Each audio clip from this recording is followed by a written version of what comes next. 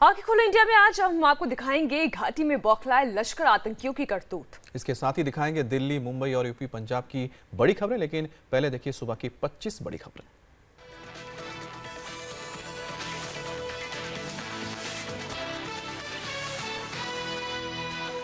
Delhi NCR में झमाझम बारिश, लोगों को तपती गर्मी से राहत मिली, बारिश से नीचे लुढ़का पारा।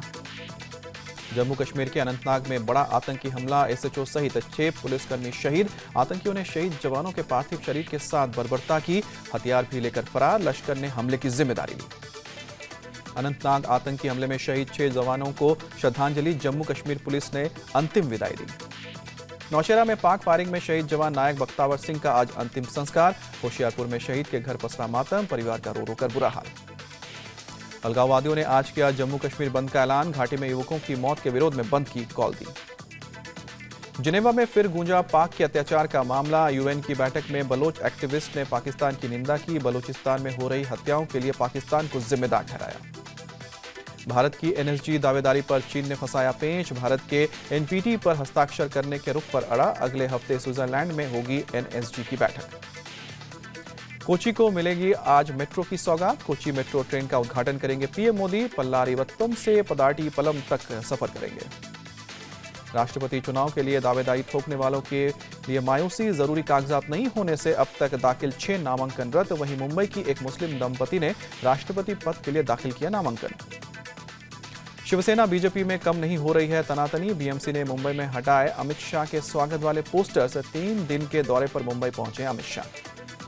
जेएनयू में फिर हंगामा, लेफ्ट छात्र नेताओं ने 2 टीचर्स पर पिटाई करने का आरोप लगाया। एकेडमिक काउंसलिंग मीटिंग में नहीं बोलने देने की बात कही। मंदसौर में किसानों की मौत पर सीएम शिवराज के उपवास पर सवाल, फायरिंग में मारे गए परिजनों ने बीजेपी नेता के ओर से करवाया था सीएम से उपवास तोड़ने की अपील। मृतक परिवारों की अपील पर सीएम ने तोड़ा था उपवास। मंदसौर में किसानों की मौत पर कांग्रेस का जेल भरो आंदोलन आज, कांग्रेस के दिग्गज नेता कमलनाथ और ज्योतिरादित्य सिंधिया लेंगे हिस्सा। शिवराज सरकार की हकीकत जनता को बताएंगे। किसान आंदोलन को कैश करने की तैयारी में आम आदमी पार्टी, 20 राज्यों के किसान नेताओं से मिलेंगे अरविंद केजरीवाल, बड़ा आंदोलन छेड़ने की कोशिश। दार्जिलिंग में मौजूदा हालात को लेकर गृह मंत्रालय और ममता सरकार में तनातनी, 1 हफ्ते बाद भी ममता सरकार ने नहीं भेजी रिपोर्ट। गृह मंत्रालय ने अर्धसैनिक बलों की 4 कंपनियां भेजने का फैसला स्थगित किया।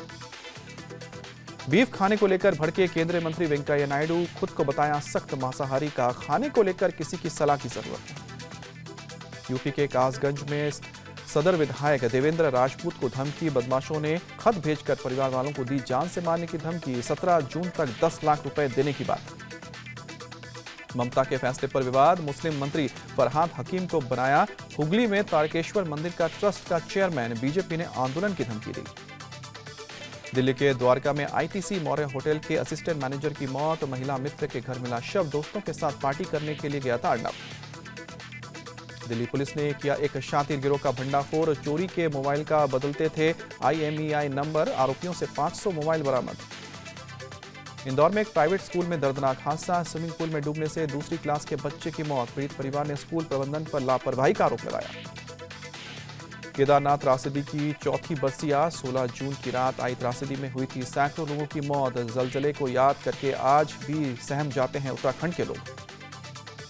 अहमदाबाद के साबरमती आश्रम में आज मनेगा शताब्दी समारोह, महात्मा गांधी के पौत्र गोपाल कृष्ण गांधी करेंगे शिरकत। 100 साल पूरे होने पर चलेगी गांधी दर्शन ट्रेन। बैंकिंग सिस्टम में ट्रांसपेरेंसी लाने के लिए केंद्र सरकार का बड़ा फैसला, 31 दिसंबर तक बैंकों को देना होगा आधार नंबर। चैंपियंस ट्रॉफी के फाइनल से पहले पाकिस्तान पर लगा फिक्सिंग का आरोप, पूर्व पाकिस्तानी क्रिकेटर आमिर सोहेल ने कहा खेल नहीं फिक्सिंग की वजह से फाइनल में पहुंची पाकिस्तान।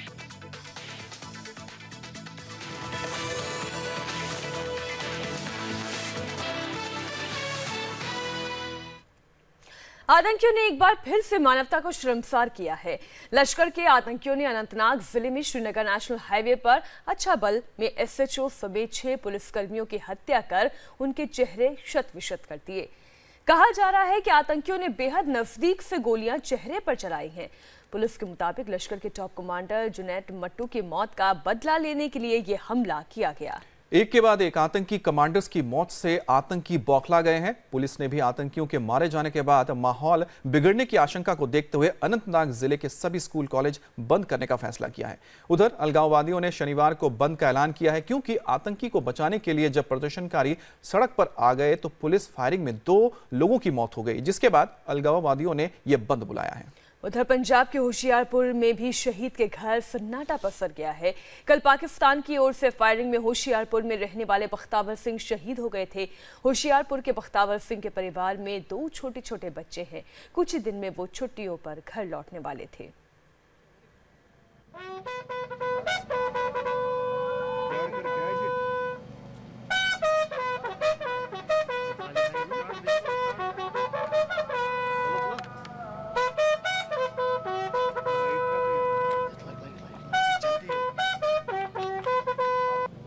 जम्मू कश्मीर पुलिस के ये जवान अपने उन साथियों को आखिरी सलामी दे रहे हैं जो आतंकवादियों की कायर हरकत के शिकार हुए हैं।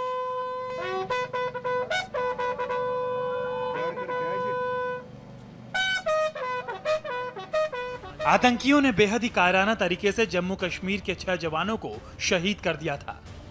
बहादुरी की जमीन पर जम्मू कश्मीर पुलिस के इन 6 जवानों ने बड़ी ही शिद्दत से अपना किरदार निभाया था।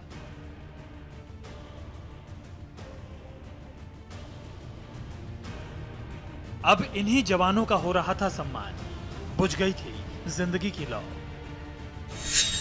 SHO Firoz Ahmad Dar, ASI Mohammad Asif, ASI Shabbir Ahmad, constable Sharif Ahmad, constable Tasveer Ahmad, constable Sharaj Ahmad. शुक्रवार को आतंकवादियों ने अनंतनाग के अचाबल इलाके के पास पुलिस पार्टी पर हमला किया था और अचाबल थाने के एसएचओ फिरोज डार लड़ते हुए शहीद हो गए। उनके 5 साथी जो जीप में पेट्रोलिंग के लिए निकले थे, सब के सब जीप में ही रह गए। कायरों की गोली पर हमारे सूरमाओं के नाम लिखे थे, सीधे सीने में आ धंसी। लेकिन इसके बाद बर्बरता देखिए। आतंकियों ने शहीदों के शवों के साथ बर्बरता की, पुलिस वालों के चेहरों को क्षत विक्षत कर दिया। आतंकवादी ये जानवरों से और कोई अलग नहीं है, क्योंकि इन आतंकवादियों को पाकिस्तान ट्रेनिंग देता है, पाकिस्तान पैसे देता है, पाकिस्तान हथियार देता है और इनका कोई अलग दूसरा मसला नहीं होता। इनका सिर्फ एक ही उद्देश्य होता है कि भारत के अंदर घुसो और भारत में आतंक फैलाओ। ये जो अटैक हुआ है, ये अटैक बहुत ज्यादा निंदनीय है और इस अटैक का हम जरूर मुंहतोड़ जवाब देंगे। इसमें कोई शक नहीं कि इस हमले के पीछे लश्कर तैयबा है, पाकिस्तान है। कहा जा रहा है कि घाटी में रोज एनकाउंटर में मारे जा रहे आतंकियों का बदला लेने के लिए यह हमला किया गया। शुक्रवार की सुबह ही अरवनी में आतंकियों और सेना में जबरदस्त मुठभेड़ हुई थी। लश्कर का स्थानीय कमांडर जुनैद मट्टू अपने एक साथी के साथ मारा गया था। इसी से बौखलाए आतंकवादियों ने पुलिस पार्टी पर ही हमला कर दिया। जुनैद मट्टू उसको मारा हुआ है, उसके साथ एक और आतंकवादी मारा हुआ है। इसका बदला शायद लेने के लिए उन्होंने किया हुआ है। आज का जो हमला हुआ है, आतंकवादी हमला, उसमें 15 आतंकवादी इकट्ठे आए थे, यानी काफी बड़ा हमला है ये। दरअसल पाकिस्तान में सरकार फौज की कठपुतली है और आतंकी वहां की कमजोर जमहूरियत का मुकद्दर। अजीब देश है पाकिस्तान, जहां सत्ता का चेहरा और सत्ता की उम्र दोनों आतंकियों के रहमो करम पर तय होती है। और जब आतंकियों पर हमारी सेना टूट पड़ी तो बौखलाए आतंकी शहीद जवानों के शवों के साथ बर्बरता कर रहे हैं। कश्मीरियत का खून है जो हमारा नेबरिंग कंट्री अपने जियोपॉलिटिकल पर्पसेस के लिए यहाँ के लोगों को इस्तेमाल कर रहा है। साथ सुनने में आया जो कल सराग्रेड पे यूथ मरा था, वो इस जवान का, पुलिस जवान का कजन है। तो एक ही परिवार का वो सिविल बेचारा, वो कजन है, ये भी एक ही गांव के हैं, एक ही फैमिली के हैं। मैं इसीलिए कह रहा हूँ यहाँ के लोगों को एज ए पान इस्तेमाल किया जा रहा है। 22 दिन में 29 खूंखार चेहरों का सफाया किया है सुरक्षा बलों ने। घाटी में आतंकियों के कमांडरों की शामत आ गई है। जुनैद मट्टू, सब्जार अहमद भट्ट, बुरहान वानी, ये वो 3 टॉप कमांडर्स हैं जिनके सीने पर जवानों ने इतनी गोलियां मारी कि पहचान पाना मुश्किल हो गया था। हालात ये हैं कि हिजबुल और लश्कर के आतंकी अब बचने के लिए बिल तलाश रहे हैं। ये आतंकियों का वो ग्रुप है जिनका घाटी में कभी आतंक था, लेकिन आज आधे से ज्यादा साफ हो गए हैं। सरहद के इस पार से लेकर सरहद के उस पार तक आतंकियों के सामने बचने का कोई रास्ता नहीं बचा है। जो भी ग्रुप का बागडोर अपने हाथ में लेता है, घाटी में आतंक की बुनियाद तैयार करने की कोशिश करता है। भारतीय सेना के बूटों की धमक और बंदूकों की गोलियों की आवाज से कांपने लगता है। बात करते हैं दिल्ली की। दिल्ली में एक 5 स्टार होटल के असिस्टेंट मैनेजर की संदिग्ध हालत में मौत हो गई। युवक की डेड बॉडी उसी फ्रेंड के फ्लैट में पंखे से झूलती हुई मिली। घर वाले इस बात से इनकार कर रहे हैं कि उनका बेटा सुसाइड जैसा कदम उठा सकता था। अब आज एम्स में पोस्टमार्टम के बाद मौत की असल वजह साफ हो जाएगी, जिसके बाद पुलिस को कातिलों तक पहुंचने में मदद मिलेगी।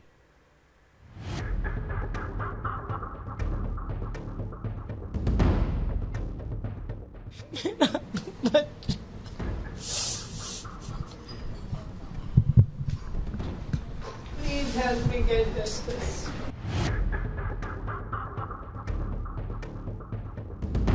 जिसने गुनाह किया है उसको सजा मिले, मेरे बेटे की आत्मा को शांति मिले। ये मातम है उस बेटे के लिए जो आसमान में उड़ना चाहता था, जो पूरी दुनिया को जीत लेना चाहता था।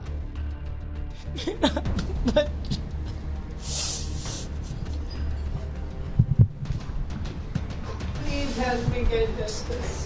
जिसने गुनाह किया है उसको सजा मिले, मेरे बेटे की आत्मा को शांति मिले। अर्नब के माता पिता फूट फूट कर रो रहे हैं। उनका इकलौता जवान बेटा अब इस दुनिया में नहीं रहा। वो एक ही बात बार बार दोहरा रहे हैं कि उनके बेटे की आत्मा को तभी शांति मिलेगी जब उसके कातिलों को सजा मिलेगी। जिसने मेरी जान को मारा है, मेरा एक एक बच्चा मनते मांग मांग के मेरा बच्चा।